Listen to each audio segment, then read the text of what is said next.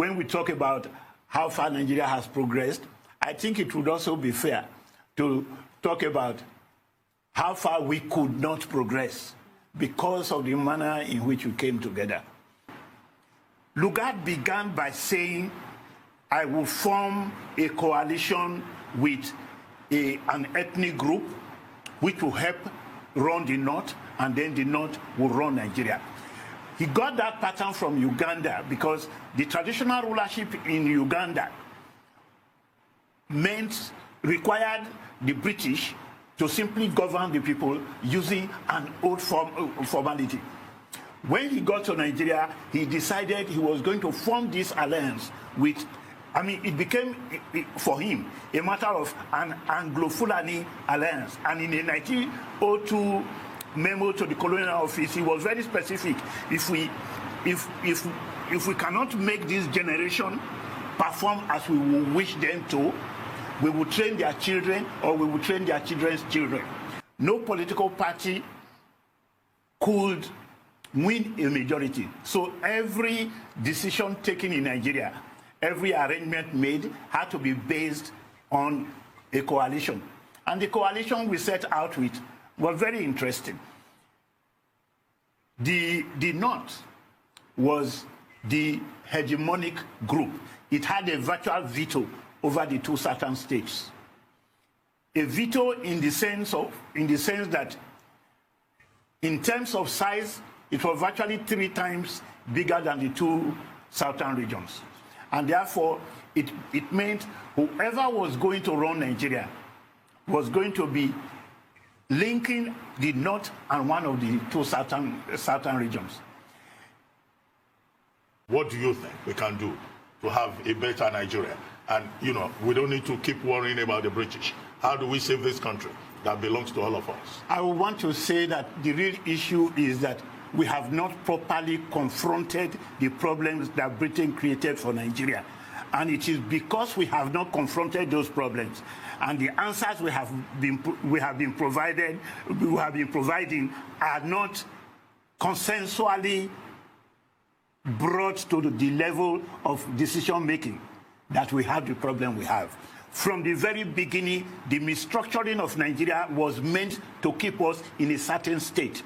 Each time we have tried to make that change, to change that structure, something was done that disrupted the process. What I started by saying is this, that whenever we try to change things, if Britain did not intervene, the military intervened. And the kind of interventions they have made ensure that the power structure that was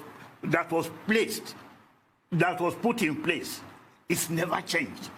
We still have a veto holder in the Nigerian political system. Yes, but wait, I'm coming. And that veto holder managed to have enough soldiers to keep a propaganda of arms in place that made it impossible for any changes to take place. Even if you had a conference today, there is bound to be a veto holder input that will change it. How to change it has been the central issue of Nigeria. How do you restructure in the face of a veto holder who would always intervene to make sure that you don't get a change? Is it really true to say that, the northern part of the country exercises a veto power over the rest of Nigeria I today? can explain it.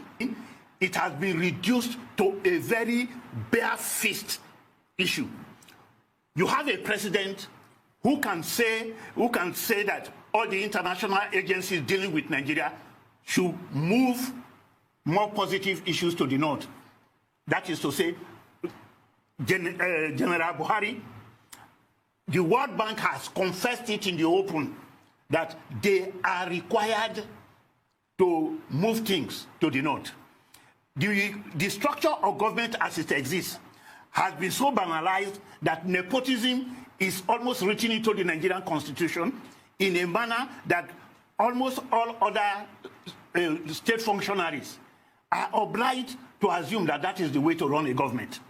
If that is not a way of turning the veto holder into an almost divine, into having a divine right to make things happen their way. There's no other way of explaining it. It just so happens that what was a mere veto holder yesterday has become a divine push. And let me tell you what is more terrible about that divine there push. There are Southerners who have been exercising veto in the course of Nigerian history. I will explain so this. It's not as if it's only in the north. No, I will explain this hegemony. The average educated Nigerian, in order to be shown as a liberal, very freedom-loving, democratic person, is always trying to be nice to the North. There is no reason to be nice to the North. They are our brothers, and we have a right to fight over the issues that we need to change. It is no longer right to be nice to the North. Because in this particular case, I give you a very good example now.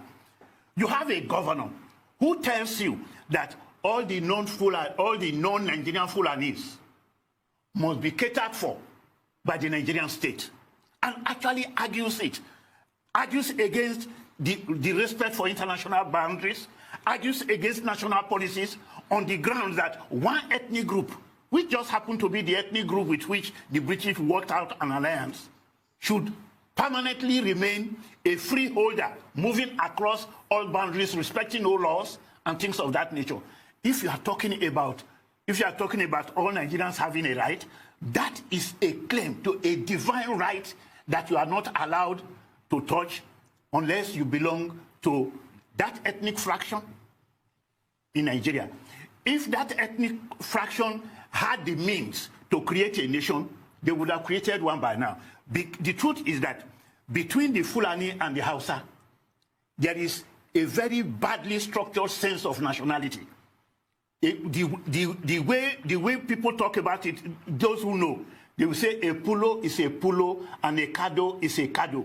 It means that although they speak the same language, they have not managed to create a sense of nationality. And they have imposed that in every other part of Nigeria and in every Nigerian conference and situation. We just don't need, we don't have to be over-liberal. Let us confront the issues. When you allow a small minority to control a majority, as I once said in this station, they can only rule by falsehood and violence. And that is what we are having. I give you one good example. The agitation for state creation and for changing the boundaries of the various states began as early as 1904. The Ilorin people were already demanding to join their kith and kin in the western region. It never happened. Do you know that the Gbagi of Nigeria, the Gwari, they are divided between 6 different states and have never been allowed to come together to form a state, whereas they are contiguous. But I'll tell you something. When you now have a governor, in fact 2 governors, Bauchi and Kebbi, when you now have 2 governors insisting that an ethnic group that does not even belong to Nigeria should be given special rights in Nigeria, and you find that those who are already in Nigeria, like the Gwari and many other ethnic groups, I will come to that, they are not even allowed to come together as an ethnic group. You will know that the source of the crisis is very strong.